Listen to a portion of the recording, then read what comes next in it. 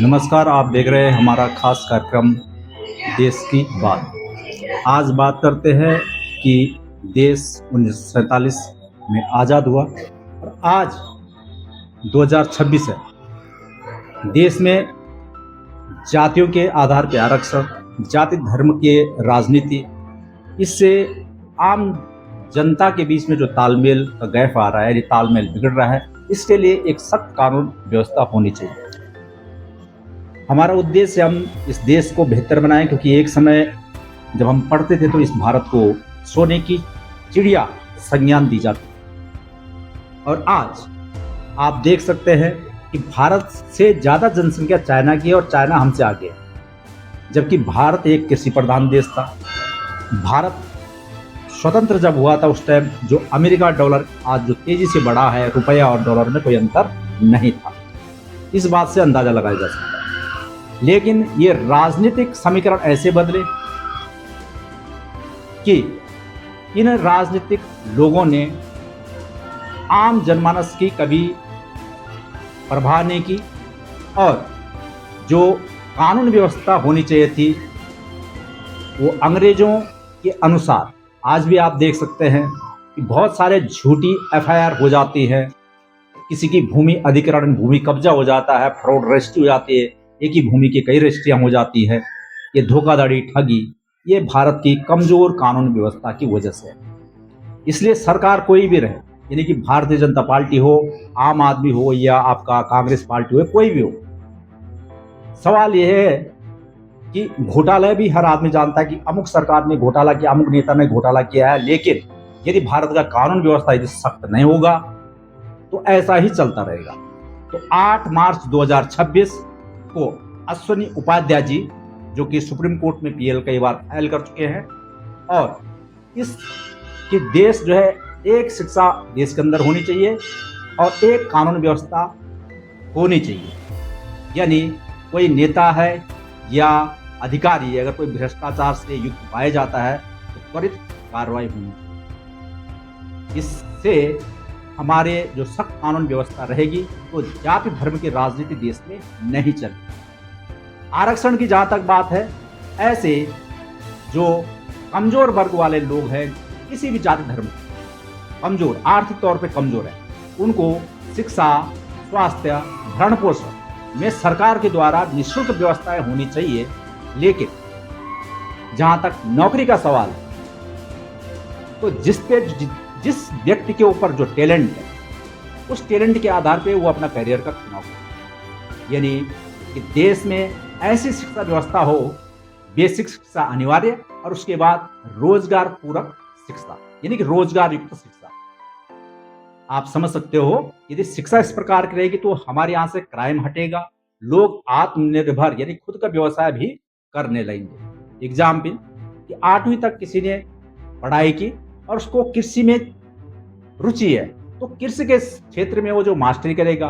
किसी को computer science में जाना है तो वो अपनी मास्टरी उस क्षेत्र में करेगा। किसी को वैज्ञानिक बनना है, वो विज्ञान के विषय में जाना, तो वहां से वो उसमें मास्टरी करेगा। इससे समाज का हित होगा, आम जनमानस का हित होगा, और तभी देश आगे बढ़ सकता है। नहीं तो इस आरक्षण की चपेट में और जाति धर्म की चपेट में देश लगातार जो स्थितियां हो रही है वो बिगड़ रही है। तो 8 मार्च 2026 को रामलीला मैदान में अधिक से अधिक संख्या में जो हमारे लोग हैं वो इकट्ठा हो रहे हैं, क्योंकि अभी तक संसद, हम भी जानते हैं इस चीज को कि कोई भी कानून है वो संसद में वो बिल पास होता है, लोकसभा में, उसके बाद फिर राज्यसभा में उसको पास करना पड़ता है और तब वो लागू होता है। लेकिन ये उम्मीद शायद ही हम लगाएं कि सरकार ऐसी कर पाए।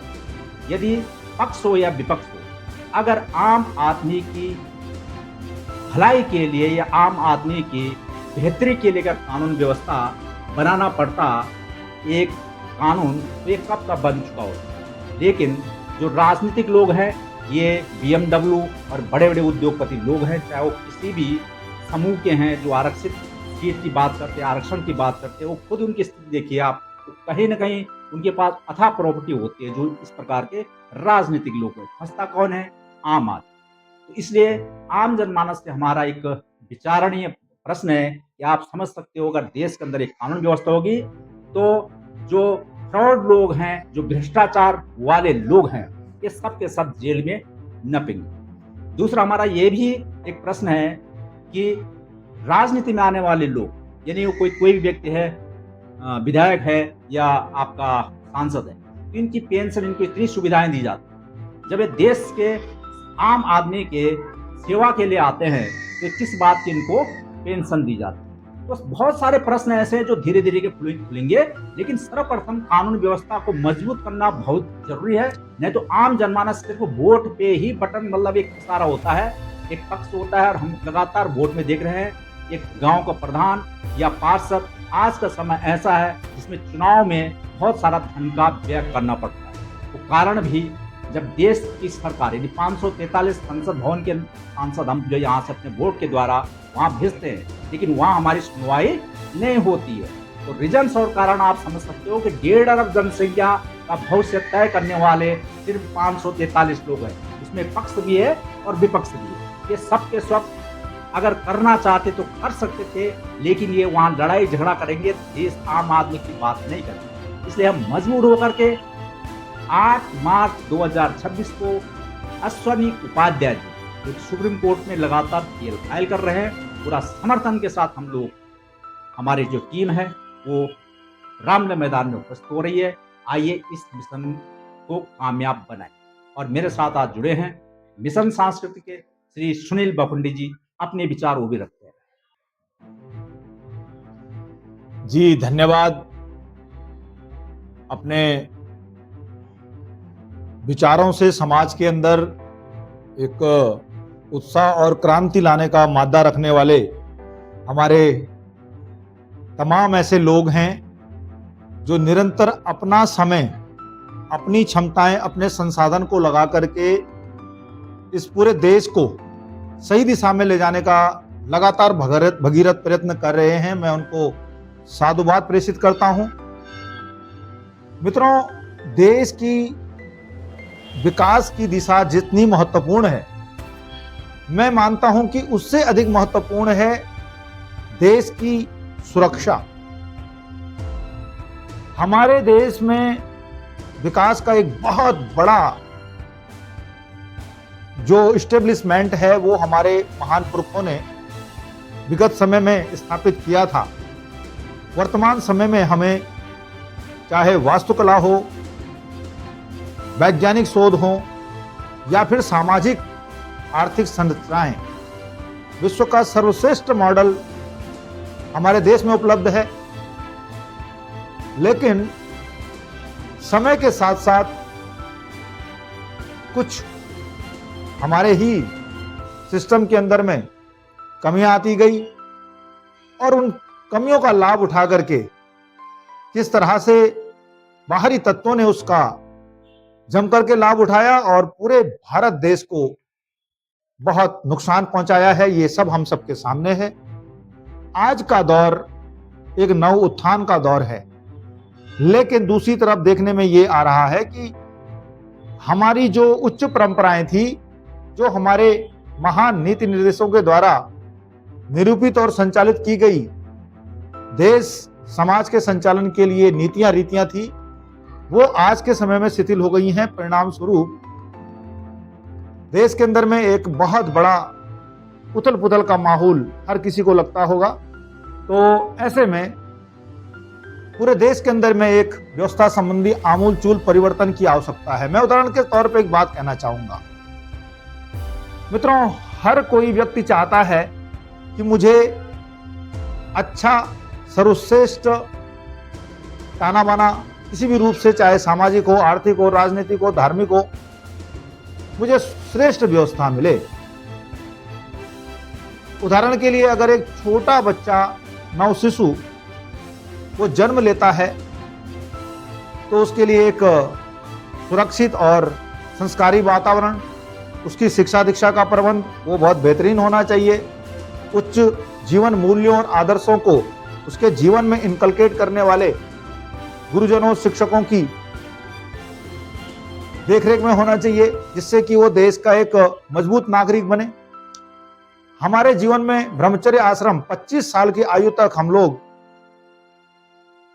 एक योग्य गुरु और योग्य शिक्षकों की देखरेख में अपने आप को विद्या के साथ में परिपूर्ण करते हुए शारीरिक मानसिक रूप से बड़े बलवान बनकर के हम सामाजिक पारिवारिक जीवन में दाखिल होते थे, गृहस्थ आश्रम।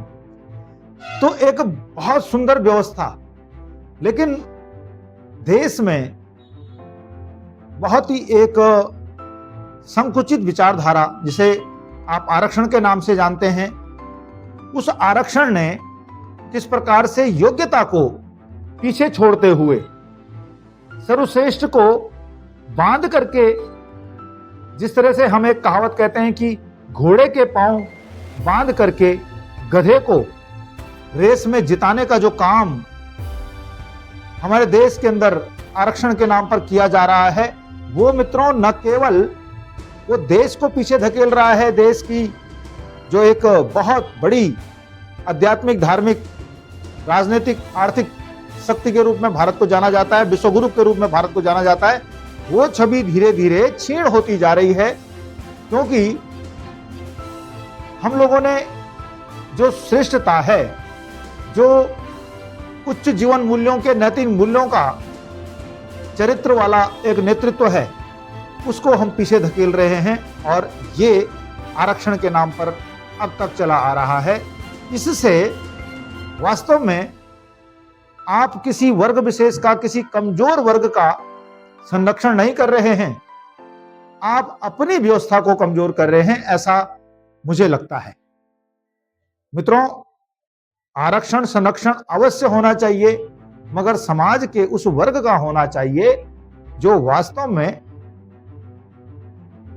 किसी आर्थिक रूप में पीछे रह गया हो, जहां पर उसको एक अच्छा वातावरण मिलना चाहिए, वहां वो किसी न किसी रूप में उपेक्षित हो गया हो, चाहे वो किसी भी जाति, समाज, वर्ग का हो, उस व्यक्ति को आरक्षण आर्थिक आधार पर मिले, उसकी प्रतिभा को संवारने का काम संरक्षण के द्वारा किया जाए, तो मुझे लगता है कि भारत के साथ, भारत की उच्च जीवन परंपराओं के साथ, और जो विश्व भारत से एक अपेक्षा करता है, तो ये सारे परिवर्तन किस प्रकार से होंगे, इसके लिए आप सबने देखा कि जैसे सुप्रीम कोर्ट में माननीय अश्विनी उपाध्याय जी ने भारत के अंदर थोपे हुए ब्रिटिश काल या फिर मुगलिय सल्तनत के द्वारा जो भारत सनातन के ऊपर एक ऐसा सिस्टम लादने का काम किया गया है, उसके कारण देश कितना पीछे जा रहा है, उनमें से बहुत सारी चीज़ों को सुप्रीम कोर्ट में एड्रेस करके उन्हें हटाने का काम किया जा रहा है। उसी में से हम जैसे कि आज बहुत सारे सामाजिक आर्थिक सुधारों की बात कर रहे हैं, हमें उनका निश्चित तौर पर समर्थन और साथ देने की आज आवश्यकता है। और मैं मिशन सांस्कृतिक कोटद्वार का संयोजक होने के नाते इस अभियान में तन मन धन से जुड़ करके इसमें अपना सहयोग करूंगा। बहुत बहुत धन्यवाद। तो हम सब मिल करके इस अभियान को गति देंगे। 8 मार्च 2026 रामलीला मैदान में एकत्र होके हमारा जो अनशन एक मिशन है, क्योंकि देश की बात है, आम जनमानस के हित की बात है। तो आज के लिए इतना ही। बने रहें, देखते रहें हमारे साथ।